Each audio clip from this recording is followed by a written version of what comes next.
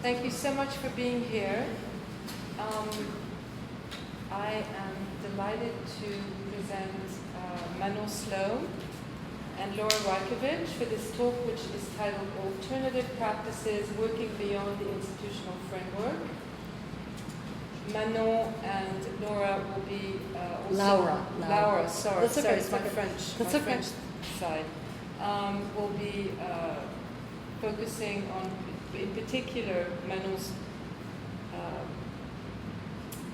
book that is a publication about all the work that she's been doing for the No Longer Empty organization that she founded how many years ago? 14 years ago. 14 years ago. And Laura wrote a recent book, which is an amazing book titled Culture Strike, Art and Museums in an Age of Protest, which is a very controversial, very interesting publication about museums and the future of museums and where we stand in that respect. So, let me just give very brief introductions about Manon and Laura. Thank you. So Manon Slome, co-founder and curator of No Longer Empty, is deeply committed to opening up spaces and discourses that lead to a more democratic access to art. So leading No Longer Empty through a 12-year cycle and through some 40 exhibitions, the organization harnessed the power of art to explore community narratives and key issues of social justice. Collaborating and co-programming with local organizations, residents, and civic leaders to ensure relevance and highlight the cultural vibrancy and narratives of host neighborhoods. The model also championed the freedom of artistic production, not bound by institutional and commercial constraints, allowing artists through a program of commissions to expand their practice and engage with wider audiences. Manon continues now to curate internationally and write extensively on contemporary art.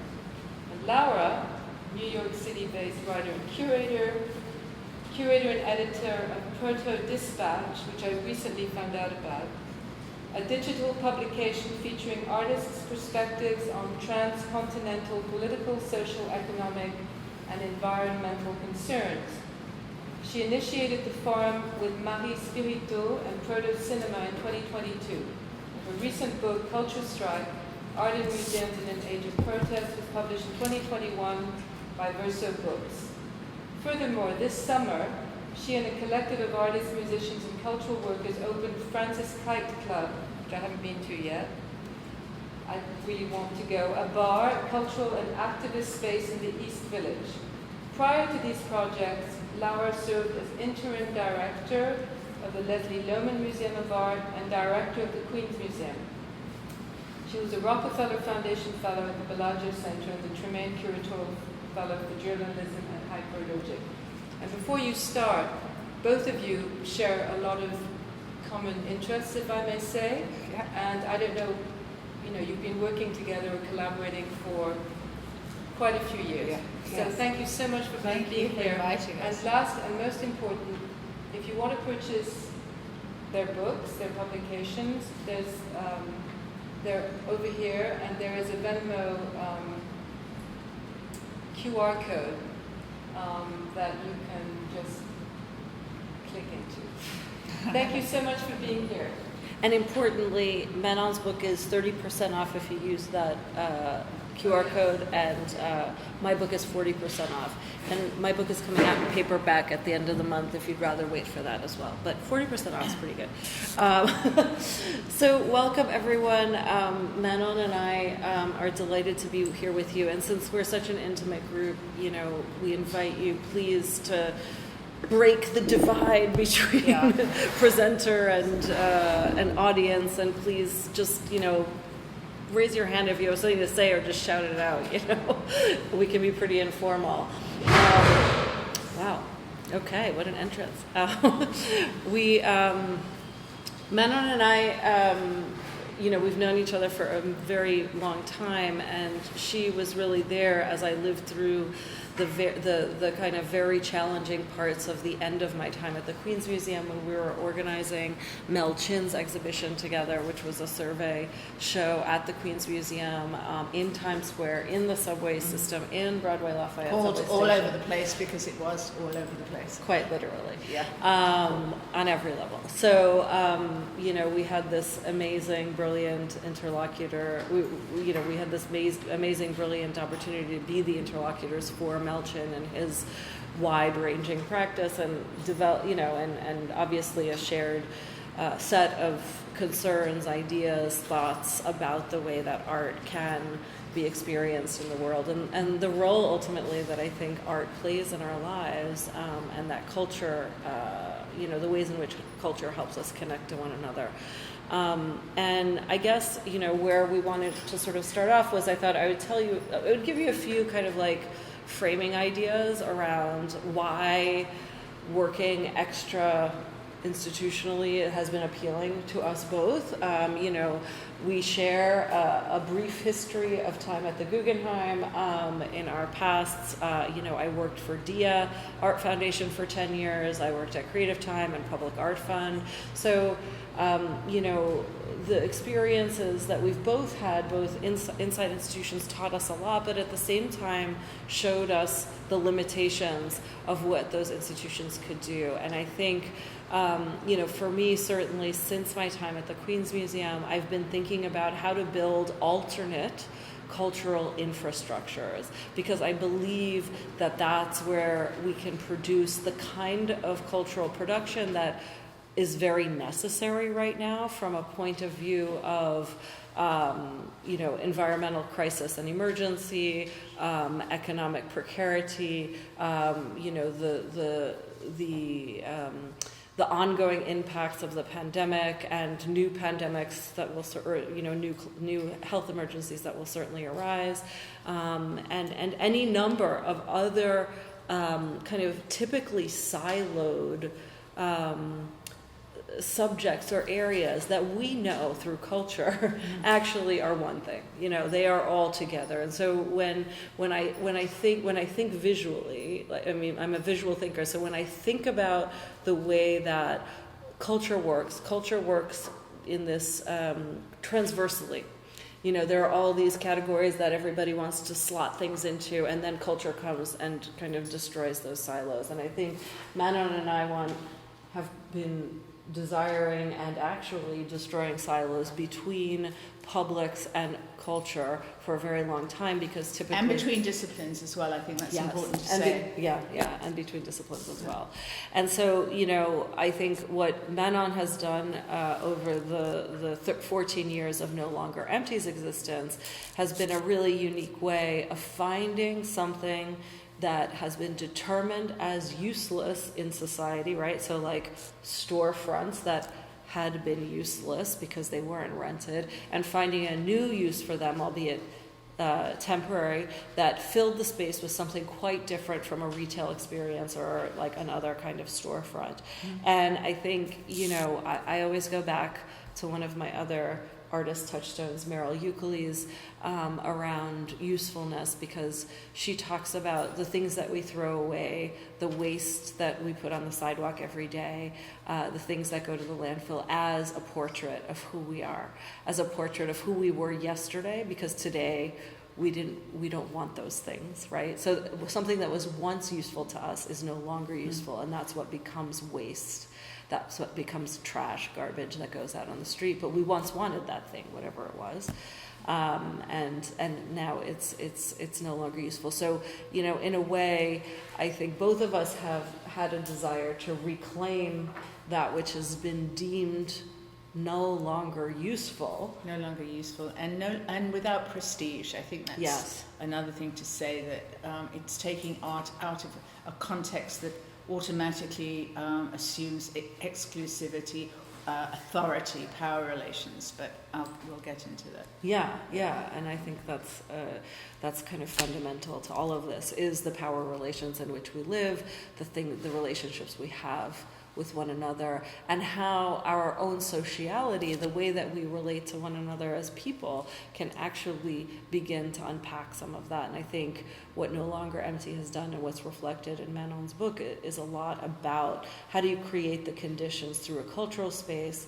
to actually have points of connection for people. And just to say a couple of things about the Francis Kite Club, because it's a new initiative that I've embarked on that I think is very connected to this conversation, because at the moment, I mean, and we can talk about this a little bit later on too, but you know, there was a very logical ending point for No Longer Empty, and you and I were in conversation about that, and I think it's very important to say that, you know, cultural organizations don't need to go on forever. They're very important to exist in a particular time and place, and maybe outside of that, maybe they're not. It's okay to decide, you know, this thing that was made to address X is now living in a condition of Y, and therefore we decide it's no longer necessary. And I think that's really healthy and important, because we don't just need to continue making legacy for legacy's sake. We need to do things that are expedient, that are helpful, that cultivate culture and relationship.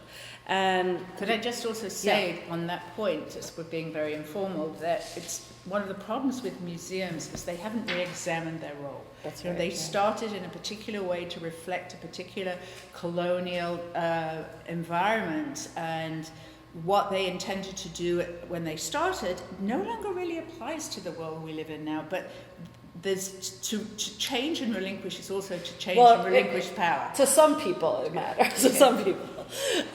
So just to say that, you know, the Francis Kite Club started out of a kind of there were a group of us, friends, people who like one another a lot and care about one another, and we wanted to spend more time together physically in place. And I think this was a condition that was kind of brought to a point by the conditions of isolation during the hardest parts of the pandemic. And you know, we wanted a place where we could go and hang out, and the drinks weren't too expensive, and we could have conversation, and we could make stuff together, and maybe plot and make projects and meet other people, and you know, just kind of hang out, and also have a place, you know, to plan stuff that maybe we didn't have a space to make happen, you know. And that was particular frustration of mine, having worked at all these cultural institutions over the years, where I no longer worked at a place where I could, you know, do something if I wanted to have a convening or invite somebody to talk. It was just hard, and I knew a lot of people who had their own spaces, but they had their own programs and agendas, and you know, that was always challenging. So these friends, you know, we come from the worlds of visual art, of filmmaking, of music. Kip Malone, who's from TV on the Radio, the front man for TV on the Radio, is one of the collaborators, and Laura Hanna, who's the co-founder of Strike Dead and the Golden Jubilee, and the filmmaker as well, and her partner, who's an amazing stuntman and master carpenter. And so we're like a really kind of weird bunch, but we really wanted to make this place. And so it's a bar on the Lower East Side / East Village, Avenue C, between 3rd and 4th. And we just got our liquor license in late June, so we've been, you know, sort of figuring out our operations last month. In October, we're going to launch programming, and it'll be like a series of residencies with different artists, visual artists, musicians, filmmakers, other people who will then in turn plan their programming. They'll invite people in. So it's kind of like a game of telephone curatorially, which I really like, you know, kind of seed the space. And we're going to have an anti-membership program to bring people closer to make the we bigger, as we like to say, you know, because this is going to be a collectively built space. And we've built part of it, but now we're ready to invite lots of other people in to build it with us. And, you know, it was funny because Kip had a little party. He had a birthday party early on before we had our liquor license. And, you know, so somebody. That's so you had a party before. No, it's okay. It's okay. It could be private events. It just can't be public.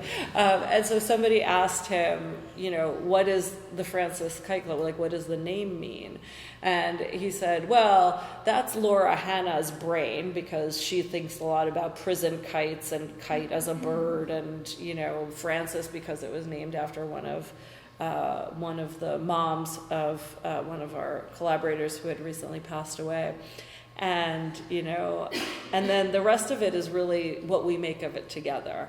And so it's really whatever you want it to mean. And so we wanted to sort of create this space to make meaning together.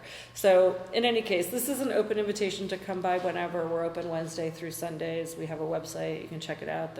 We're beginning to have events. And so please stop by, have a drink, hang out, make an exquisite corpse. We have paper and stuff. You can either make a drawing together or write a poem or a story. So anyway, but that's just to say that this is a desire that comes directly out of writing this book and having the experiences that Manon and I shared, both in making the exhibitions, but also in living in New York these many years and understanding the dynamics of a city that is both so unambiguously full of potential and yet so isolating simultaneously, or potentially isolating and alienating. And so that's all just to introduce Manon to talk specifically about the stuff that comes up in the book, because I think getting to understand what No Longer Empty did and how they did it is really important to kind of being able to build things moving forward, because we're not in the same conditions that we were 14 years ago, but there's some resonances and some really interesting, especially with all the empty storefronts. In my neighborhood, there are a million empty storefronts. Some places more than others, but this is a place where we will find ourselves repeating histories over and over again, as New York typically does in its cycles. And so, Manon, maybe you can talk about the book. So the book, the raison d'etre for the book is not a legacy. This is what we did. Like No Longer Empty, everything we did was transparent, open to discussion, free to the public, and about the communities we were in. And the book is really a way of handing all the knowledge that we gained over 12 years of operation over to the next generation of curators, cultural planners, artists who want to take the narratives of their own community, who want to take cultural production into their own hands and not wait for the approval of a gallery, of a museum, but just do it, because the talent is there, the narratives are there. And what I really hope the book would accomplish is the know-how, how to do it. I also want to say that when I started No Longer Empty, I was I was disillusioned with the institutional framework. As Lara mentioned, I was at the Guggenheim, and my interest as a curator were always where art connected with the now, with the social issues of the time. And one of the frustrating things about museums is exhibitions are years in the planning, and you can't deal. What I loved was being able to see an artist that I wanted to work with and be able to do something with them now, not wait until 5 years until there was a slot on the calendar. And I also, both as a curator and sorry to bring the biographical in, as a mother, I felt very strongly that there was an engineered exclusivity to the art world that kept people out. When my kids went to museum trips, it all began with don't run, don't touch, don't, so that there was a kind of negativity around that. When you walked into galleries, you have this invisible, you're sort of this gallerista doing, or gallerist, let's not be sick, you're invisible. And I remember when I was in the Whitney Independent Study Program, I was at Mary Boone picking up there was days, I'm quite old, it was slides, and I was picking up slides, and I was ignored. And then I said, sorry, I'm from the Whitney, and I made an appointment. And it was, suddenly I was a person of interest. And, that sense that art is not for me. I started No Longer Empty. It's a misnomer to say I started No Longer Empty. I started off with a specific exhibition that was responding to the economic collapse in 2008. where everything, the bubble was subprime mortgages, the assurance that everything was fine, and it just fell like, you know, like a dominoes or pop like a balloon, whichever way. And I thought this notion of empty, it was empty. It resulted in these empty storefronts. And I remember the day that I got this insight of, was walking down Madison Avenue and was counting all these stores that were going out of business, and people, the store workers tidying immaculately tidy piles just to look busy of sweaters. And I started to think of this notion of empty, empty, empty. And like Larry said, when you have an idea but nowhere to put it, because I was no longer working for the museum, I thought, well, what about working in an empty storefront and bringing this notion of empty to the condition of empty that had been caused by the economic collapse. And that is where I first did the first exhibition at a empty fishing tackle store that was adjacent to the Chelsea Hotel. And we did an exhibition where we invited 10 artists to respond to the theme of empty. The store was empty, but all the dioramas were around, and so artists, did one about a sunken ship of the economy. And we put together this really patchy show that was supposed to last for 2 weeks, and people came in and were interested in what was happening. And everybody said to me, oh, such a depressing title, Empty. And when we finished the show, installing the show, I said, oh, so it's no longer empty, and the name stuck, and that's how No Longer Empty was born. And what struck me as a curator, and I'm going to whiz through these slides, was that what was different about what was happening in this show. One, I was there, and as a museum curator, you are not there meeting your publics. Two, we respected the space. It was about what the place had been. There were residents in the hotel, the Chelsea Hotel, who were protesting eviction, several artists that we included in the show.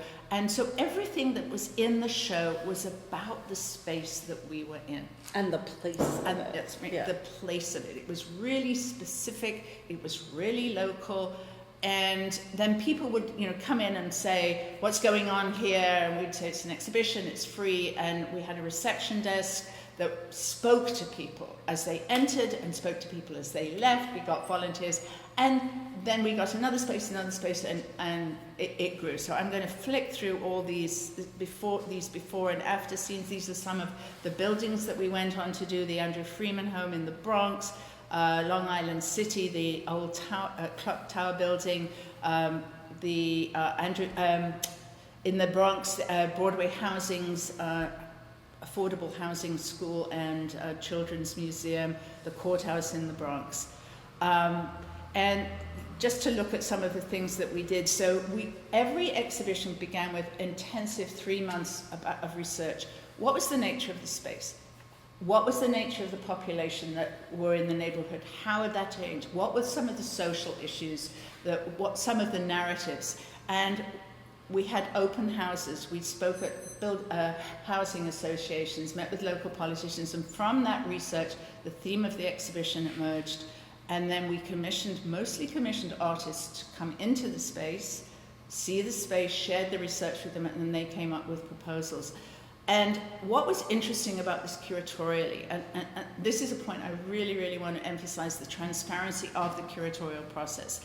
Because institutionally, it's not transparent. There's a lot of power relations. The artists are not involved in decisions about where their work is placed or how it's produced.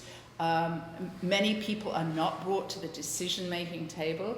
You can talk about diversity and inclusivity, but if it doesn't exist at that very early stage, it's meaningless. And so from all those early meetings, the theme of the exhibitions and the artworks were produced. And so when the publics came to the exhibition, they saw that the exhibition reflected their realities, the narratives of their communities, that art was about them, and it was a very, very powerful model. So that was and I just want to say something about representation, because I think that this was a unique way of speaking to that, because it wasn't, I did this project called the Art and Society Census with the Brooklyn Public Libraries, and it was about kind of understanding, what does New York think about culture? What is desired? And so basically, I mean, we started planning it before COVID, but essentially we created these a survey and then these working groups that worked on public, like anyone could join it. It was totally open to the public, and we ended up doing it all on Zoom. But it was really interesting because it was about like, what kinds of experiences do people desire of art, any cultural experience? And the two kind of meta things that we could probably all guess if we sat here and talked about it was that people wanted stuff that reflected their realities, but also that was totally unfamiliar and surprising and kind of brought them a new way of looking at the world, right? Mm-hmm. So it's like that duality. Mm-hmm. That's what generally people want out of some kind of cultural experience. And I think like by working in this kind of embedded way, but also, you know, pulling in artists who were always going to like unearth something that would surprise you, you were kind of addressing both of those needs, both of those desires. Absolutely. And we never knew at the beginning the outcome. This is a before and after of a room, these sort of images. This is a project that by necessity of the artist working with the community. This is a Mel Chin piece where he went out into the community asking people about messages for President Obama. So people were on camera talking about what their issues were. And we had he was dressed as a technician, took their heartbeat, and the whole soundtrack was boom, boom, boom, boom, boom. And then everybody that was part of the film, Bronx, was invited to a premiere of the film. And here we have the Bronx reflected in its many varieties.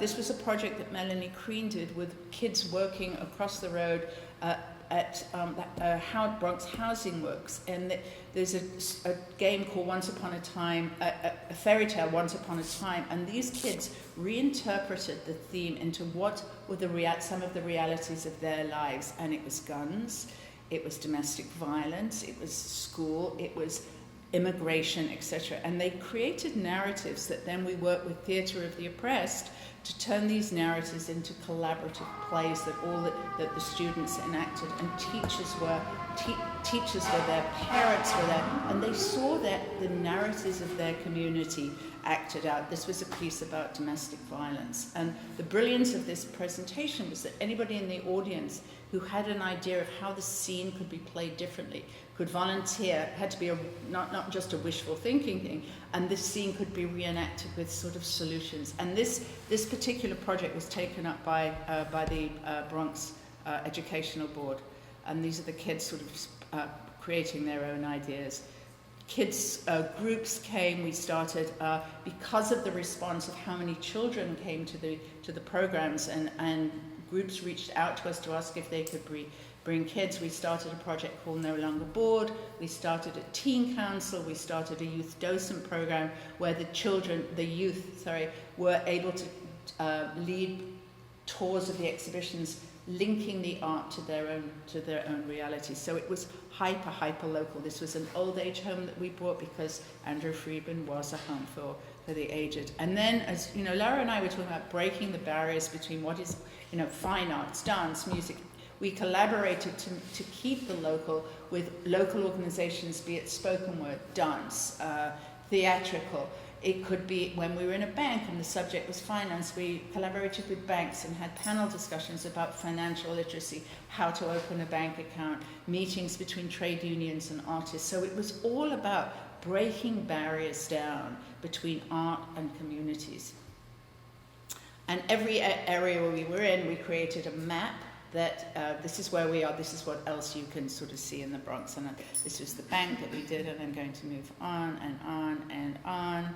And this, I'll just talk about this project. This is Dred Scott, and he did a project called Wanted. This was the time of the height of the stop and frisk policy, and where local youths, just for hanging out on a street corner with a hoodie, would be stopped. And so Dred Scott and I went to a lot of local youth organizations and asked them to volunteer to become the subject of a wanted poster. And the poster could be downloaded and printed, and we literally covered the neighborhood with these wanted posters. And it changed the meaning of wanted by the communities, being wanted by the police. And then, as these panel discussions show, we invited the police and the community to have a whole discussion on stop and frisk and how these policies which broke communities could be eased, by contact. This is another one, Sugar Hill Smiles. I don't have time to talk about it. Theatre, immigration, youth program. This is a wonderful group of youth, and we paid our youth that were in the youth docent program. We paid them $15 an hour because most of these kids could not afford to give up time after school, not working, whatever. And then they graduated, and then we formed a curatorial lab, an NLE curatorial lab, which trained young curators in our sort of collaborative process. And I love this photograph because these were a group of kids in the Bronx that came every single day, and we stayed open Thanksgiving and Christmas because a lot of the kids had nowhere else to go. And this is the project Laura and I did together at the Queen's Museum with Mel Chin, that's Flint Fit, and in Times Square. So the book is divided into 3 sections: how it happened. Part 2 is which is the history of the organization. Part 2, making it accessible, which is written by the educators that worked with us, directors of education and art teachers who became very, very close to the organization and the collaborations that we did. And then Part 3, making it replicable, is literally handing over the soup and nuts. From soup to nuts, this is how you organize an exhibition.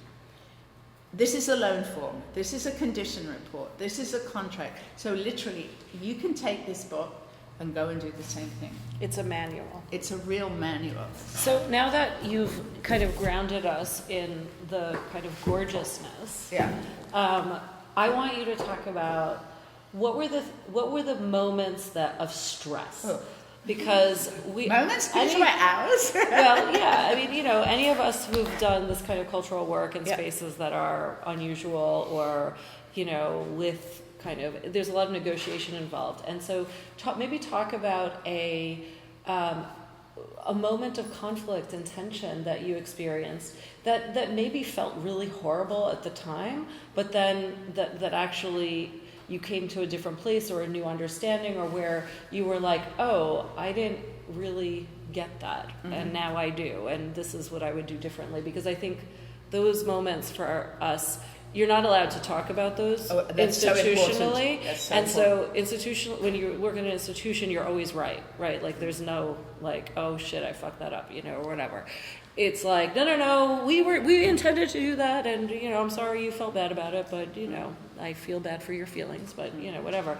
But I think in these kinds of practices, the ways that we choose to respond to critique or to questions, even it doesn't even have to be, becomes part of what the work is. And so maybe talk about something.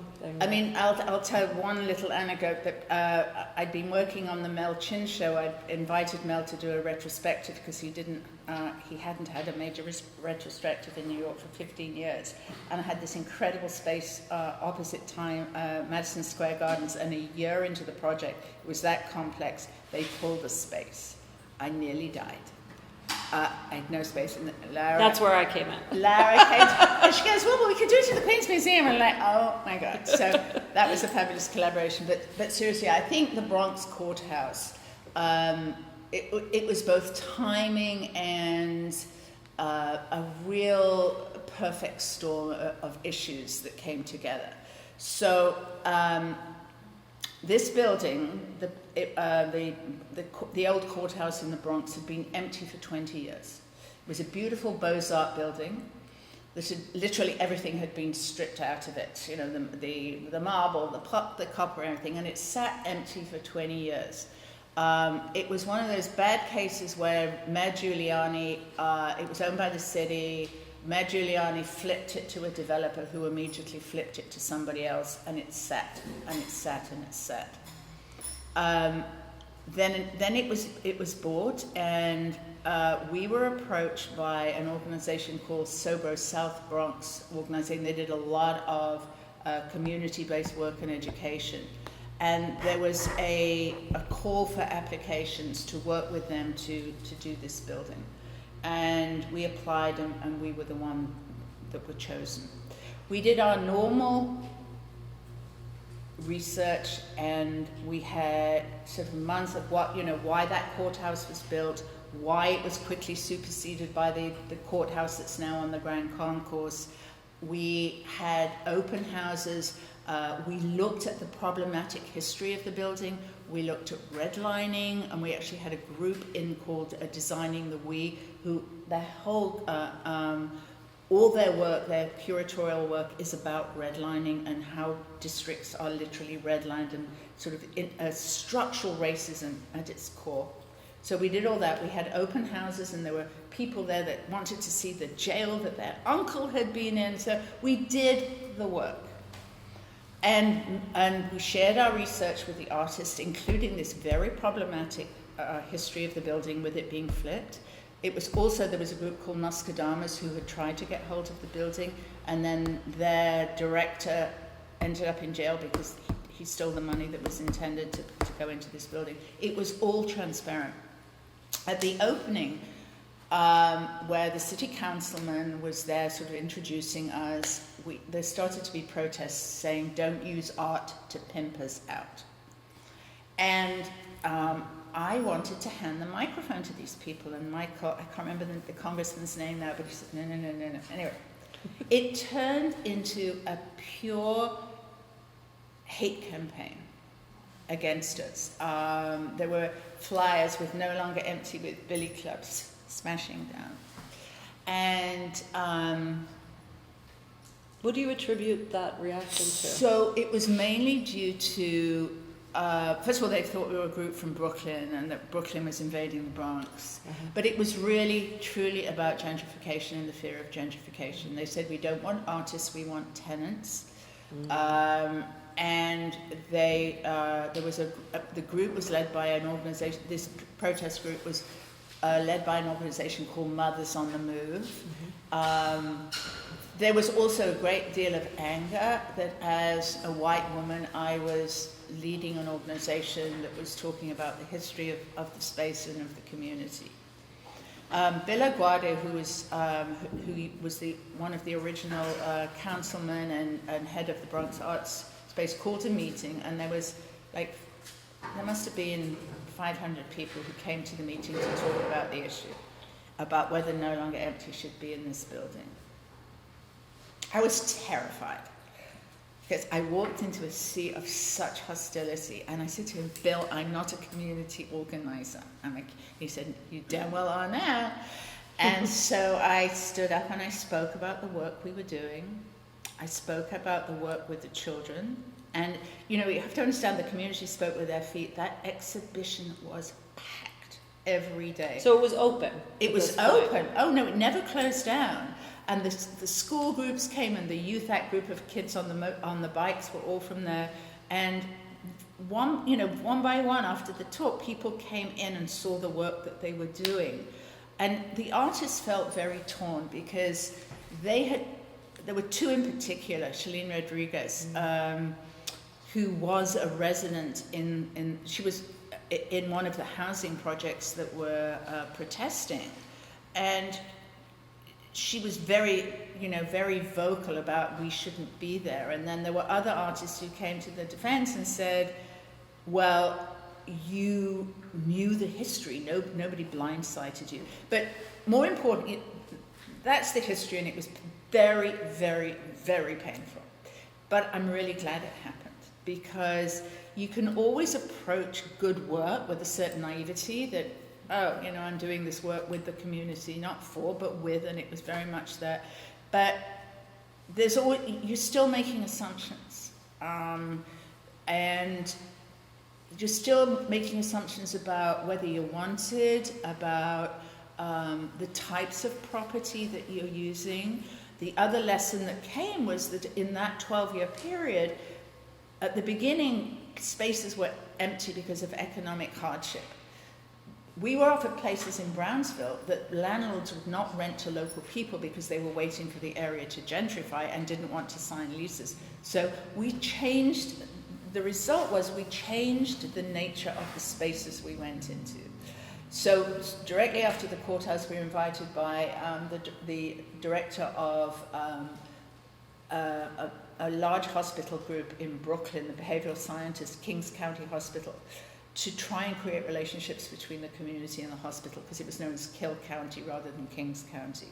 And we did a very successful 2 years there, and we were about to go into Bellevue when the situation happened.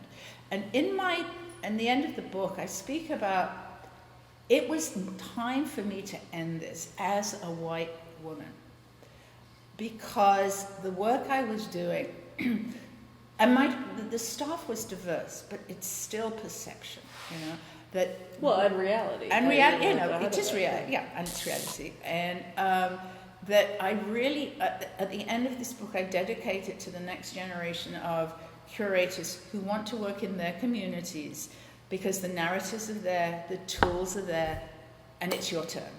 And, you know, it's passing the knowledge and passing the goodwill on. And as Lara said, it was time to end it for me, because the climate had changed correctly. Yeah. And perceptions had changed correctly. And so, it was a valuable And I think experience. at the moment you decided to make the shift, I think very importantly, this idea that the thing that was empty out of disuse, Mm-hmm. and the fact that there was this financial crisis, and that people were like, oh my God, what's happened to our city? Yep. You know, it was that, not this landlord is being so greedy they've elevated the rents to the point where not only can local people not rent it, but they're refusing to rent it because they want somebody else to come in and gentrify. Yeah. Yeah. Pamela. I have a question that I've just been sitting on. Yeah. Oh, yeah. And it goes to both of you to a degree, because you practice your intention, or your outcomes are just, you're disruptors. You're disruptors in a way. Your book about protest, and of course you've gone into this community and you disrupted, and by that I mean you changed the path. And art historically has changed the path over and again. Arriving in New York in the 80s with AIDS epidemic and Guerrilla Girls and so forth. So many times I can count that outcome. Mm-hmm. Do you believe or think that's still possible?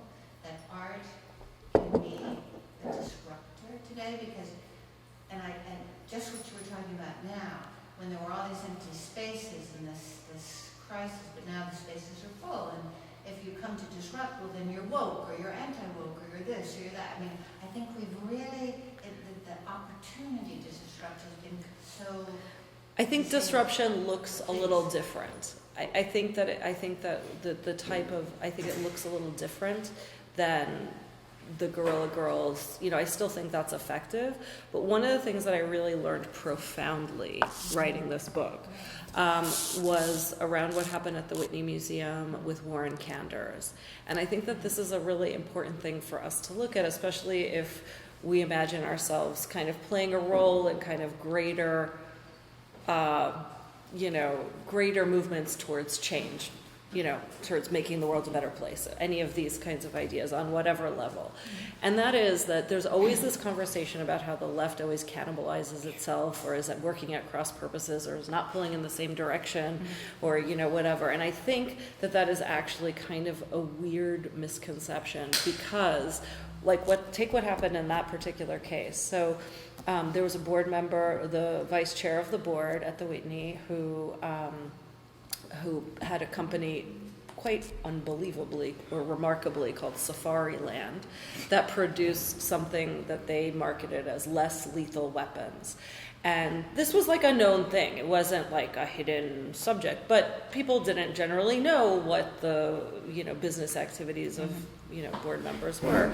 And so, there was a sort of article about it in Hyperallergic that basically said, it was right after all of the kind of asylum seekers at the southern border were really being, the Trump administration was really going after what did he call it? The rapists and the yeah, terrorists. yeah, but he had some caravan or something. He called, it was like so Oh racist. yes, the caravans are coming. The caravan, right? So it was that moment, Yeah. right, where Trump is talking about the caravan, and they're using tear gas to disperse the caravan, and the tear gas they were using was from this guy's company. It was from Safariland, and they also, by the way, used that in the same tear gas in Ferguson. So it became this thing of like, well, wait a minute, and.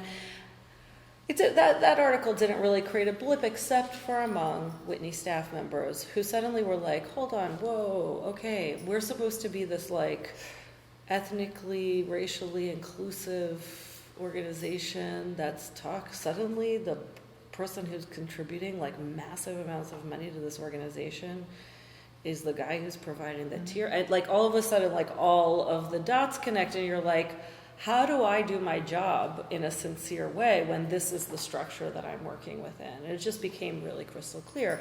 And so the staff actually, well, not all the staff, but 300 people signed a letter to the director basically saying just that. It was never meant to kind of be a public document, but somebody leaked it. So it got out in the world, and and Adam Weinberg, like I know Adam very well, and he's been really wonderful to me in many different points in my career, but we disagree around this fundamental thing. And he says he basically wrote a letter back to the staff that was like, stay in your lane. Yeah. Like this isn't your concern, this is what happens on the board. It's not, you don't have to concern yourselves with this. And I think actually that we do have to concern ourselves. Like this is part of the dynamic that exists, and I talk a lot about in the book, like the way that we can maybe think looking forward about how to shift those dynamics. But what happened next was really interesting because there was a town hall that was organized by Decolonize This Place at the end of January. Then the biennial opened, and there were protests planned every Friday night. There were many, many more articles then, and and I know that there were kind of discussions at the board level among certain board members of the Whitney who weren't so keen on Safariland, and then some that were keen on having Candor stick around, and and he was certainly not willing to leave, by any stretch of the imagination. And so, there were these kind of behind the scenes conversations happening, but at the same time, like nothing was really shifting. And the protests continued, and they got kind of good press and bad press, and the people who worked in the museum were exhausted because they were dealing with these protests all the time. And the filth, and they had to pick up all the papers. Yeah, they had to deal with the smoke from the sage smudging of the protesters. Protesters also brought pizza, so like it was all a very confusing, kind of wonderful mess. But nothing really happened until one particular point that following summer, which was the biennial had been open. There had been only one artist who had withdrawn from the biennial. It was, in fact, Michael Raicovich, who didn't even want that to be known, and that happened even before the show opened and was even announced. But several artists, one of whom was the one who won the kind of prestigious Buxbaum Award, Nicole Eisenman, just wrote a letter saying they wanted to withdraw their work from the show because it was summer and the biennial had been open for a long time and they didn't see anything shifting, and so they wanted their work removed. And now, if that biennial, Nicole Eisenman made an enormous sculpture that was installed on one of those outdoor areas at the Whitney that had this like giant farting human smoking. Well, it was farting. It was like and smoking. Yeah. Oh, and smoking. Yes. Yeah, so anyway, so it was like I choose to protest. You can go to the ass, So it would have been quite an endeavor to deinstall this thing, and then you'd have this big hole in the show, never mind the other artists who were also asking for this. And it was at that point when the artists, for a museum that calls itself, the Artists Museum, really had to take a hard look, and that was the push point. But in my opinion, yes, that's true, but had those artists or any group of artists come out any earlier to say we want our works out, I'm not sure it would have been effective if there hadn't been those protests and the internal letters and the conversation and the press. And a lot of that stuff was not at all coordinated. In fact, a lot of it worked at cross purposes. So, like sometimes, and I learned this from also a woman who was very active, an activist, artist activist, who was a white Jewish woman in South Africa, a South African woman who was part of the ANC resistance. And one of the things she once said to me, which I thought was super powerful, and like I'll never forget it, was that, you know, when the ANC, like, they were resisting apartheid until, like, they had no idea that it was all of a sudden going to just fall and break the way that it did. Like, they were pushing, and they had no idea that they were even making progress. And in a funny way, that's also what happened here. Like, there were all these things that were pushing in different directions, and kind of like not very messily and not maybe very effectively. And then all of a sudden, something shifted. And so this is all to come back to your question, which I have not forgotten about, which is to say that, like, the way that dissent happens and that resistances happen have to be through various venues and avenues, because we can never figure it all out. Like, I think it's hubris to think, you know, and even when you look back, like, I think, you know, there's been a lot of really interesting analysis of the civil rights movement, for instance, because I think for a long time people were like, well, if only we had another Martin Luther King Jr., we'd be okay. You know, and well, we did have Martin Luther King Jr., but we also had a lot of other people who were working on other levels and other projects, you know, whether it was SNCC or, you know, like, you can go into that history and really understand that that push was not happening from one pillar, is what I guess I'm trying to say. And so even now, that's even, I think, a lesson we need to embody. I would also say that Nan Goldin's, her protest against pain, you know, the pain, absolutely brought the Sackler. I mean, it's connected. It's funding, yes, of course. And I think that was incredibly powerful. I mean, it was powerful because of what it did to the funding and the Sackler name, but it was also important because it brought attention to a group of people who, on the whole, are very marginalized by the crisis. I mean, if the majority of people who had been were addicts to this drug, had been, you know, sort of the elite of society, there would have been much quicker recognition of the level of the problem than it's out in the, you know, in the Midwest and all the, you know, I don't know if you've read Demon Copperhead, the most brilliant book about the opioid crisis happening in the Appalachians. It's brilliant. And so she used her fame, and I don't think it would have happened without somebody of the fame of Nan Goldin, but she absolutely brought attention. Well, and I think more pointedly than that, she brought her power as an artist to say, no, I will not let the Portrait Gallery in London do my show because they have the Sackler name. Yeah. And that was the tipping point, because they were like, no, we really want to do this show.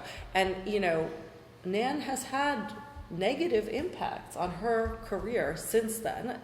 All, you know, appearances, maybe otherwise, but like, she has taken a hit in ways that are really bizarre, like from a market perspective, while at the same time being kind of like, you know, evangelized, you know, being kind of beloved in this other way. So, you know, but you know, that was the tipping point when she said no to the Portrait Gallery, because then the Louvre followed. Then I also write extensively about that in my book, although it doesn't go up to the film, which she made with Laura Poitras, which I think is quite remarkable.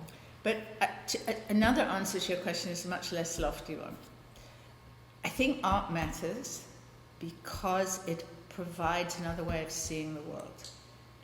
And it provides an empathy that allows people to see, as I said, to stand in somebody else's shoes, to see the world through another lens. And while it may not have, you know, the Sackler impact, you change one person at a time.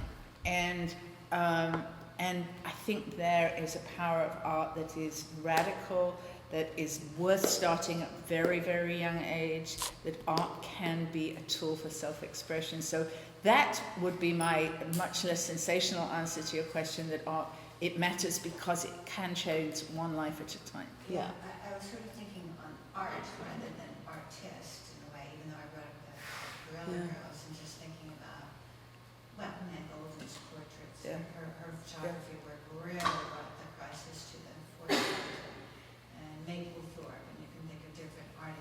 work, and because I was just thinking how we're just so inattentive to what's going on in the world because of the crowding and manipulation and things. And so I like to believe, absolutely, that it can still be disruptive and really form a different experience going forward. And individually, yes, I believe in art, sure.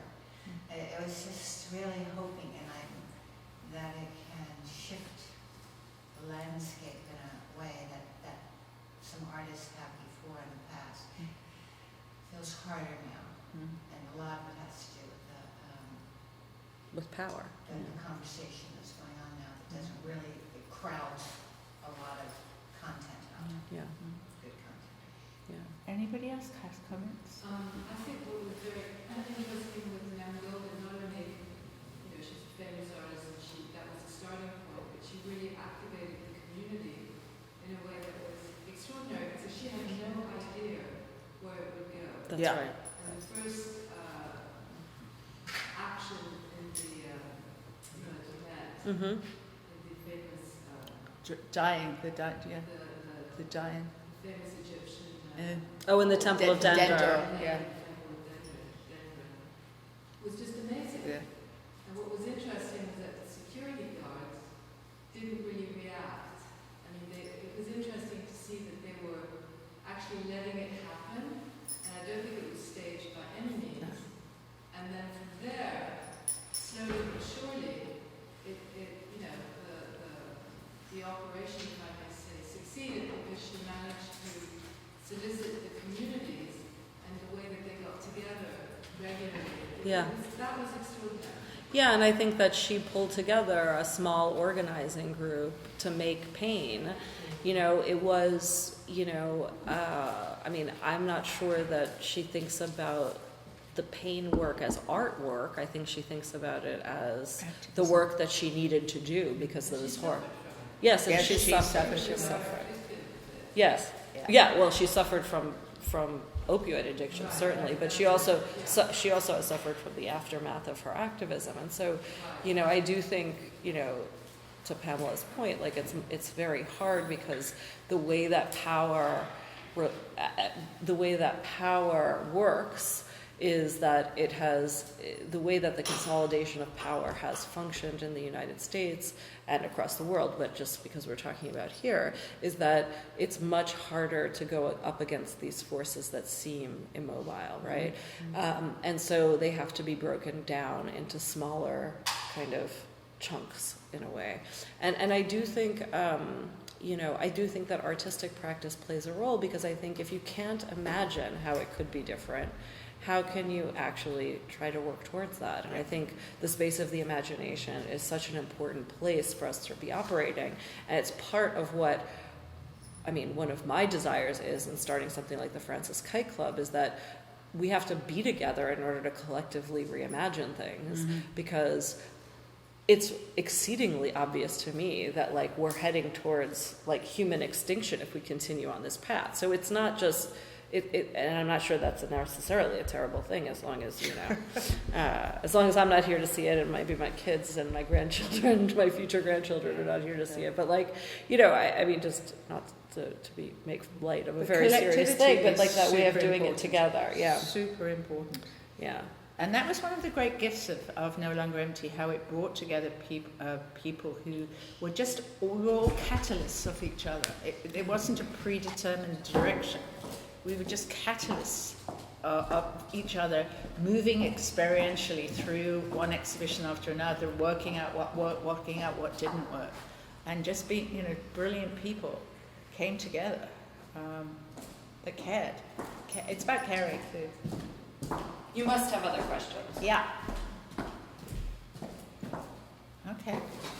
No questions? Come on, you have a question. I can see in your face. I don't know, it's not really a question. Or a comment. Lots of thoughts, and like you just said, seeing power, we train to see power as immobile blocks that have just impact on us, and we cannot do anything about it. And we are just,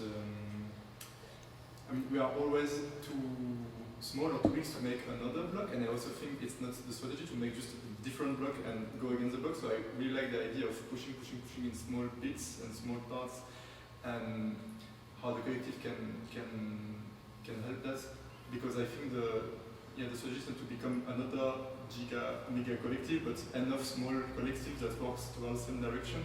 And also think that, of course, art can be really useful in that. So I think you said also like it creates empathy, and I think all these things are things that we know as, if you see and you think about it, then intellectually you can just realize, okay, if you are 5, probably it works better than if I am alone, or if you are 2, but you don't build this feeling in the everyday, but That's sometimes right. when you are in sometimes some art experience, changing people one at a time, can build these new links, or like even highlight links that are already existing between individuals or groups that didn't see it before, and then step by step move forward. Yeah, and I think, what you're saying is very important, because on a certain level, I think the tactic of power is alienation. Yeah. It is not being together. Separation. It's not. That is a tactic of power.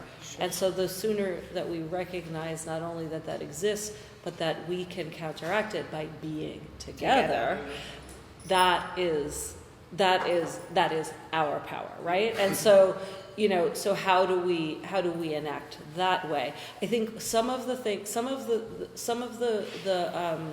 systems that are in place that are like doing this work of consolidating power are actually so invisible to us that seeing what that is, seeing it is like the first step. So like once you begin to see alienation as a tactic of late capitalism and of all of these of white supremacy and all of these structures that are embedded in society, you can begin to kind of, well, okay, so let's do the opposite of that. Let's defy that tactic by, instead of being separate, being together. So, yeah. And I think art is very good at showing us what the problem is that we didn't see before in such a way. Like just shifting the gaze a bit and showing. Shifting. Can I just add something? Yes, of course. I have the thing also that sometimes this separation is almost an illusion that we accept. That as a matter of fact, we are not separated. We are together in this, no matter what. But we just are trained also to see ourselves as individuals that have to fight to just survive. And, it's a power problem of the imagination too. Yeah. Yeah.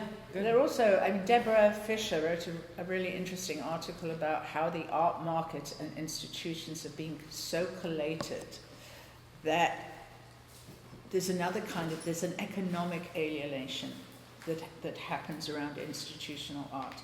It feels rich, it feels powerful. The buildings are often much more reflective of the donors and the famous architect than they are houses for the art that goes on in them. And I think that there's an intimidation that is really part and parcel, because you can, to get the kind of money that runs institutions, you need to feel that you're offering those big donors a certain exclusivity, and exclusivity can only really function by keeping certain people out. And it's a hard one to beat. Yeah, I think so. Again, this genre is also, I think, that's the word that we didn't really use today, but like extraction. It's also a very extractive system. Extracting individuals and like having this. You to extract something, you also have to define what you extract the thing from. So right. There are also a big thing of winners and losers, and absolutely. Also part of breaking the links between people and other beings. Yeah. Yeah, absolutely.